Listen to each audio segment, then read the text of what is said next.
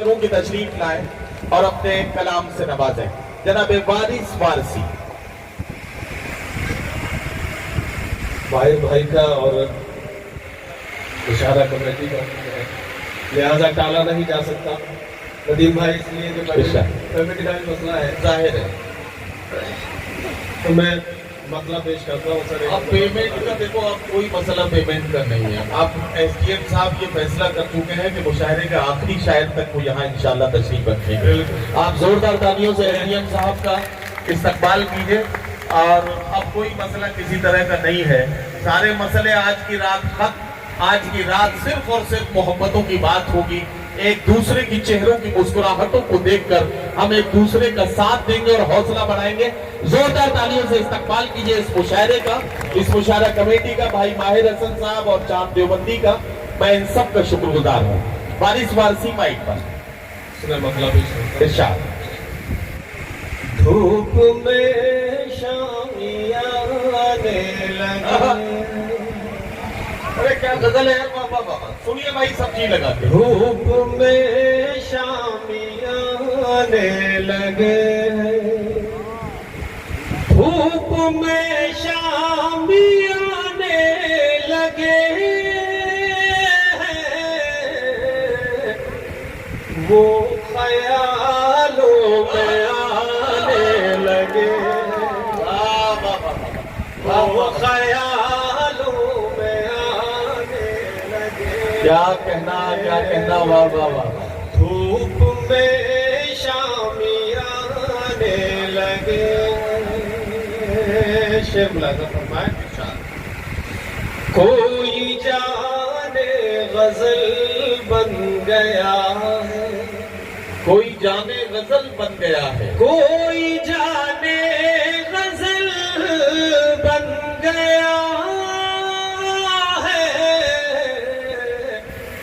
हम गजल गुनगुनाने। वाह वाह वाह वाह वाह वाह। धन्यवाद, वाह वाह। क्या कहना। हम गजल गुनगुनाने लगे, वाह वो ख्यालों में आने लगे। क्या कहना। रूए रोशन से जुल्फे हटा दो, रूए रोशन से जुल्फे हटा दो, रूए रोशन से जुल्फे हटा दो। अब अंधेरे डराने लगे, वाह वाह वाह वाह। अब अंधेरे डराने लगे, वो ख्यालों में आने लगे।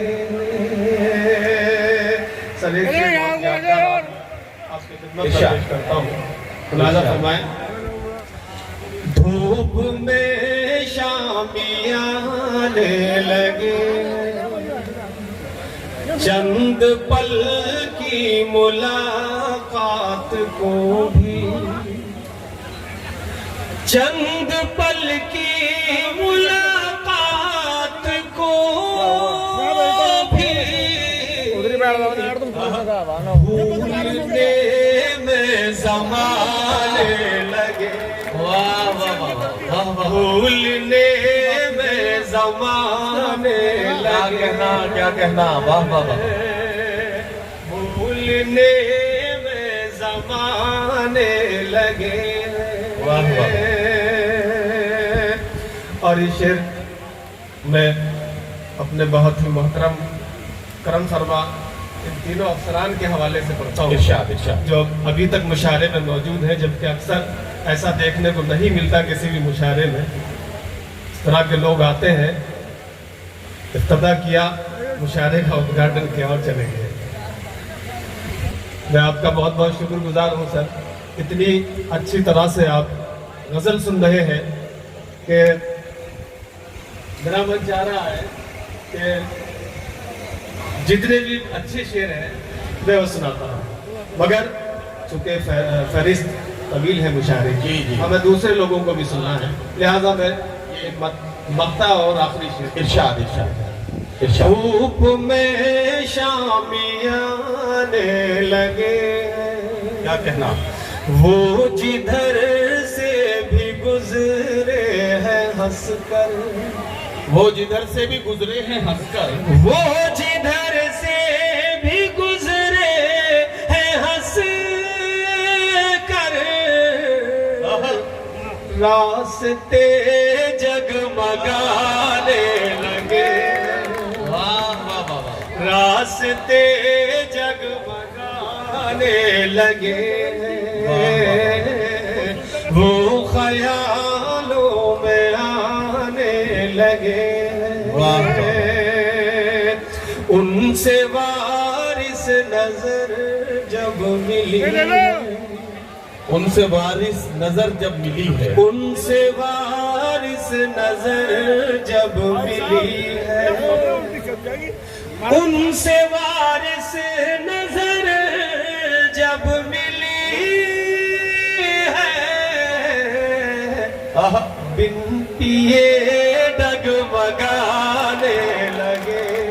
वाह,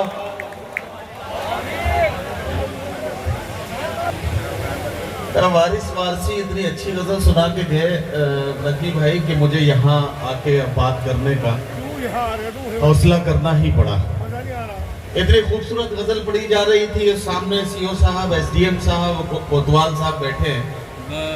सीओ साहब, हमारे यहाँ, मेरा जिला है कासगंज, मैं कासगंज का रहने वाला हूँ। वहाँ मोहतरम रतन कुमार श्रीवास्तव जी ने जन्माष्टमी के मौके पर एक कवि सम्मेलन मुशायरे का महफिल सजाई, और मैं देख रहा था कि जिले के सारे सीओ, सारे एसओ, सारे जो पुलिस के अफसरान थे वो सामने सोफों पर बैठे थे और मुशायरे और कवि सम्मेलन की महफिल चल रही थी। मैं उसका संचालन कर रहा था।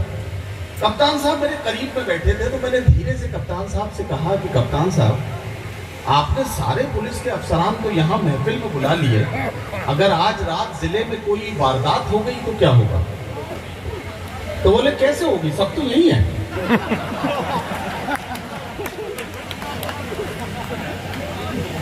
है ना?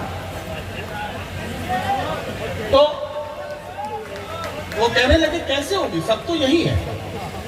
मैं आपको बताना चाहता हूं कि अक्सर हम बहुत आसान और बहुत सॉफ्ट टारगेट होते हैं पुलिस, शायरों और कवियों की बहुत सॉफ्ट टारगेट होती है पॉलिटिक्स, शायरों और कवियों की बहुत सॉफ्ट टारगेट होता है हमारी इंतजामिया, हमारे अफसरान। आसानी के साथ हमारे शायर और कवि साथी इन्हें टारगेट करते हैं। लेकिन मैं एक बात बड़ी जिम्मेदारी के साथ कहना चाहता हूं।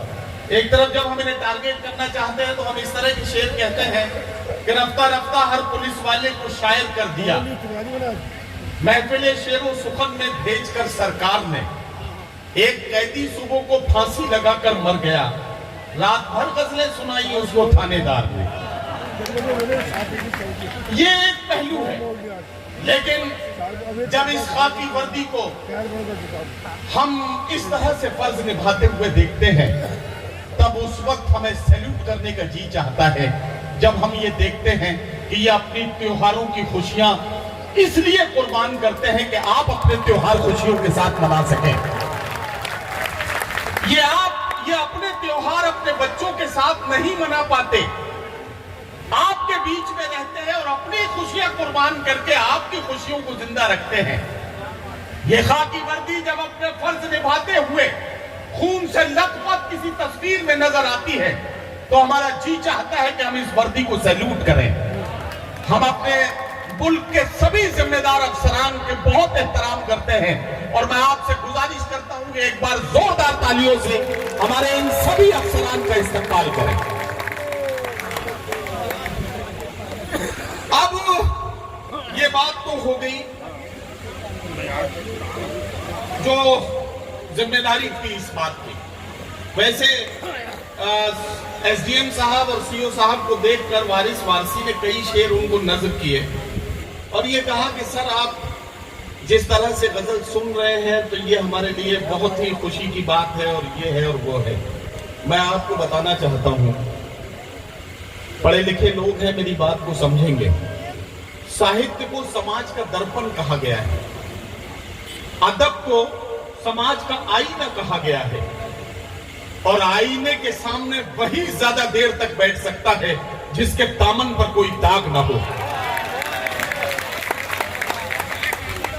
तो एक बार फिर जोरदार इस्तकबाल कीजिए हमारे अफसरान का कि उन्होंने अच्छा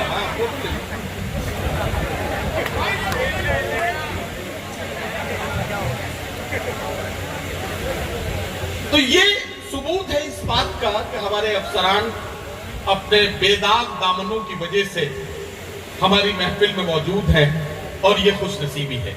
आखिर में एक बात बहुत जिम्मेदारी के साथ सर रिक्वेस्ट करना चाहता हूं आपसे, बहुत अदब के साथ एक गुजारिश करना चाहता हूं।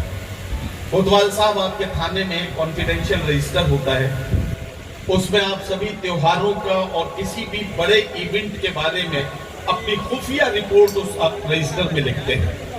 मैं सिर्फ आपसे ये चाहता हूं कि कल उस रजिस्टर को मंगवाइएगा और उसमें कहीं इस मुशायरे का जिक्र लिखते वक्त एक लाइन ये जरूर लिखिएगा कि एक ऐसी खूबसूरत महफिल थी जिसमें सारी रात वतन से मोहब्बत का सबक दिया गया, जिसमें सारी रात वतन से मोहब्बत के गीत गाए गए, जिसमें सारी रात मोहब्बत से वतन से मोहब्बत का बात कही गई। ये काम